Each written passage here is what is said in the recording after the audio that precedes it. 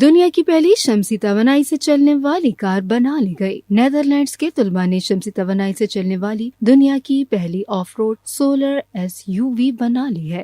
Of road گاڑیاں وہ گاڑیاں ہوتی ہیں جو سڑک کے علاوہ ناہموار زمین پر چلائی جا سکتی ہیں۔ نیدرلینڈ کی آئنڈہوون یونیورسٹی آف ٹیکنالوجی سے تعلق رکھنے والے طلباء نے اپنی گاڑی سٹیلا ٹیرا کو چلا کر 1000 کلومیٹر تک آزمائش کی۔ آزمائشی ڈرائیو میں انہوں نے سفر کا آغاز مراکش سے کیا اور ایک چارج میں بغیر روکے 1000 کلومیٹر تک گاڑی چلائی۔ شمسی توانائی سے چلنے والی یہ گاڑی باقی گاڑیوں کی طرح 145 کلومیٹر فی گھنٹہ رفتار سے چل سکتی ہے۔ اس کا وزن 1.2 ٹن ہے، جبکہ ایک روشن دن میں یہ 708 کلومیٹر تک کا فاصلہ طے کر سکتی ہے۔ دوران آزمائش گاڑی نے اپنے اندر نصب شمسی پینلز پر انحصار کرتے ہوئے مراکش کے شمال میں واقع ساحلی علاقے سے سفر شروع کیا اور اس دوران جٹل میدانوں، جنگلات اور صحرائے صحارا کے رتیلے علاقوں سے گزری۔